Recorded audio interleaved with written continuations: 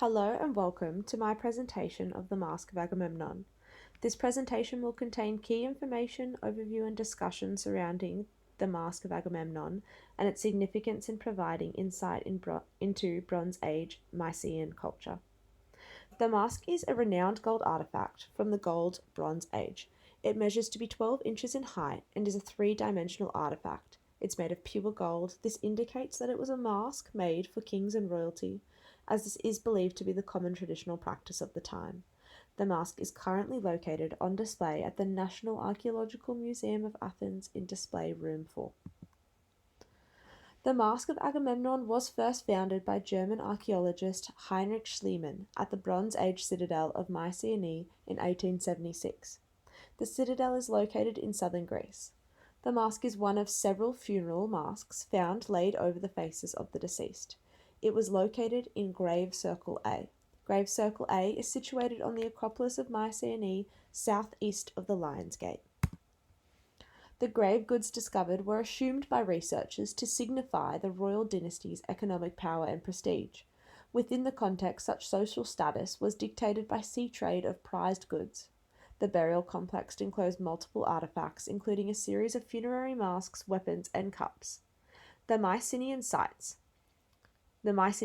was excavated using modern archaeological techniques. It was the first of the Greek sites to be excavated using such methods. Recent researchers demonstrate that the Grave Circle A burial findings date from the 16th century BCE. King Agamemnon is recorded to have lived during the Trojan War within the 13th to 12th century BCE.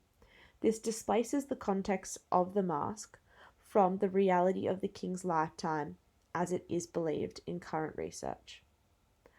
Agamemnon's historical significance is his exploits as the commander-in-chief of the Greek army at Troy. His heroic tales are immortalized in Homer's Iliad. The king is represented in the tragic play Agamemnon, to which his life is written about. This play was written in the 5th century BCE. Schliemann declared that he looked upon the face of the mythical Mycenaean king Agamemnon. Now knowing what we know from modern archaeological dating, this remark from Schliemann is determined as untrue. Agamemnon was a celebrated king in Homer's epic poems and tragic plays of Euripides for his triumphs and tribulations. As has been discussed earlier, modern research now shows that the mask dates to 300 years prior to Agamemnon's recorded life. The material properties of the mask define how the unique and detailed funerary mask of Agamemnon was made. In antiquity, the mask was most likely sculpted from a single sheet of gold, only enough to create its form without any wastage of the lustrous material. The mask was created into a thin leaf of gold. This was done by the gold being heated and hammered against what can be assumed was a wooden mould. The detailed facial features were then later created using a sharp tool of sorts. The stylistic elements of the mask were the major determining factors to which asserted its significance in comparison to the other masks excavated at the burial site. The mask is widely admired and renowned for its detail and stylistic features, such as facial hair, ear cutouts, and eyelids that can appear both opened and closed.